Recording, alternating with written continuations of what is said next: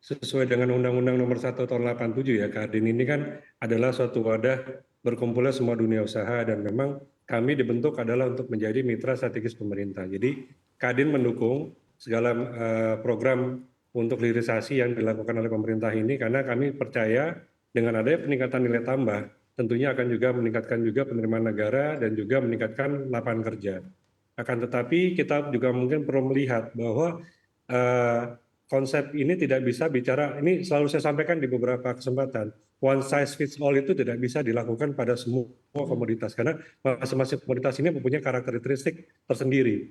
Nah, contohnya pasir kuarsa atau pasir silika ini, kita bicara secara neraca cadangan dan sumber daya, neraca sumber daya dan cadangannya Indonesia ber 2021 kan sangat besar ya, dengan adanya kurang lebih 2,1 miliar sumber daya kita dan dengan cadangan kita kurang lebih sekitar 330 juta ton cadangan pasir kuarsa. Nah, akan tetapi kita melihat sekarang marketnya sendiri belum siap untuk bisa menerima semua ini kalau misalnya dilakukan larangan ekspor.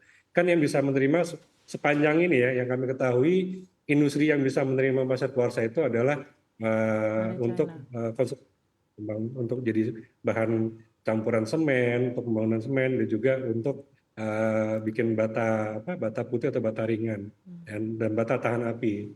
Nah, kan tetapi ini pun juga belum, domestik ini belum bisa menerima semuanya, jadi belum siap, ya kan?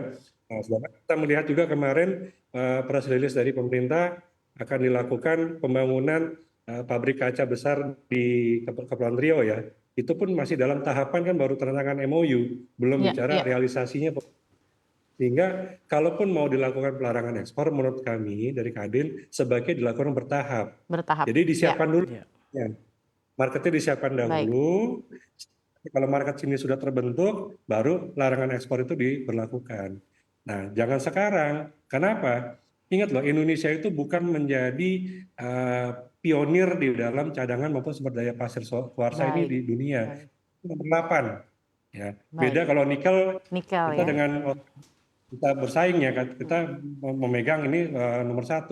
Bauxite itu 4. Nah, kita nomor 8. Kalau ini sekarang diberlakukan larangan ekspor, menurut saya yang akan menikmati hasilnya itu adalah pihak luar negeri. Ya, dalam hal ini misalnya Malaysia atau Filipina gitu kan. Nah, karena ini kita belum siap, industrinya belum siap menyerap, ya kan. Bahkan KC yang di Batang pun pabrik kaca besar ya di Jawa Tengah itu ya, itu kan baru beroperasi 2024 atau 2025. Nah, itu pun juga akan berapa sih yang bisa diserap dalam jadi domestik. memang ini dalam pengkajian ini disambut baik ya oleh Kadin dan juga oleh pengusaha dan tentunya dari HIPKI juga.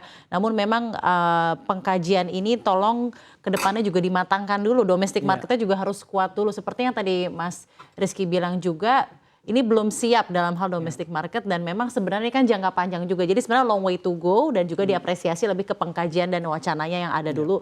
Dalam hal tujuan ultimate utamanya adalah hilirisasi itu. Nah, saya ingin bertanya kembali ke Mas Rizky. Sebenarnya kan potensi ekspor pasir kuarsa ini berarti ada ya Mas ya ke beberapa negara.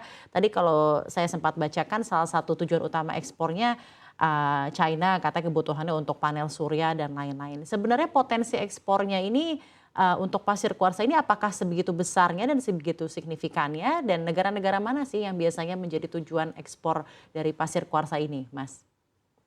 Memang data yang kami punya dari Kadin itu sekarang major importer ya untuk pasir kuarsa itu masih China. Jadi tujuan utama di Indonesia itu masih China. Malaysia pun juga masih kirim ke China karena di China itu banyak berdiri industri-industri kaca ya, baik untuk kaca otomotif, kaca perkantoran, maupun juga kaca pelapis untuk solar panel. Kita bukan bicara solar cell-nya ya, karena solar cell itu justru mungkin nanti Mas Reski yang mining engineer bisa menjelaskan lebih detail ya, karena setahu kami itu untuk solar cell-nya itu justru dibentuk dari kuarsit, dari batu kuarsit.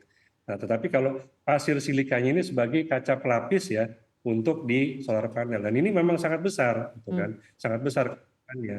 Makanya harapan kami kalau industrinya bisa dibangun di Indonesia dengan segera dan juga tentunya dengan harga energi yang murah. Ya, ini tentunya kita juga akan bisa menggunakan lebih maksimal. Karena kami juga saat sudah sempat bertemu ya dengan calon investor dari, kebetulan banyak ya ada calon investor datang ke Kadin ingin melakukan investasi. Mereka tuh tuntutan cuma satu, bisa nggak kita ini Indonesia memberikan harga energi murah? Karena mereka minta 3 sen per kWh, which is itu impossible ya di Indonesia. Karena kalau misalnya PLTA aja bisa 5 sen, 6 sen gitu kan. Oke, Jadi baik, menurut baik Mas Reski. Terima kasih Mas. Nah, gitu. tanggapan Anda dari sendiri Mas Reski gimana dari menanggapi apa yang disampaikan juga Mas Reski dalam hal ini? Potensinya begitu besar ya Mas ya. Namun selama ini dari HIPKI sendiri dan juga untuk himpunan penambang kuarsa sendiri, memang apakah China tujuan ekspor paling besar dan sebenarnya potensinya itu sesignifikan apa sih untuk Indonesia Mas?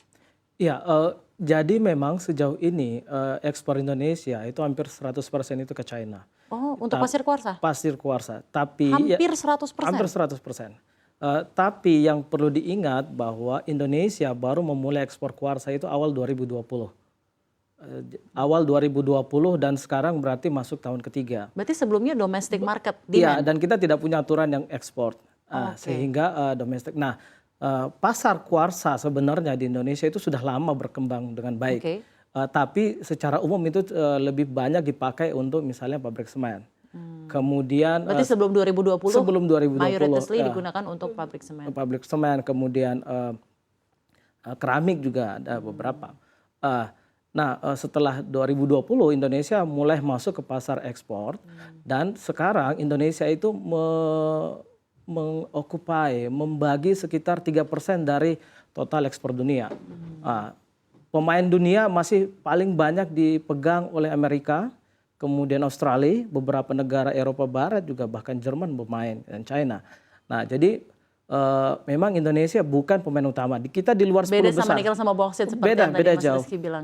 Karakteristik kuarsa ini dia termasuk abundance materials. Jadi maksudnya itu adalah jenis mineral yang keberadaannya di dunia itu melimpah. Oh. Melimpah. Jadi memang sekarang terjadi pergeseran ketika kita membutuhkan banyak sekali pasir kuarsa jenis high grade silika namanya. Jadi silika di atas 99%.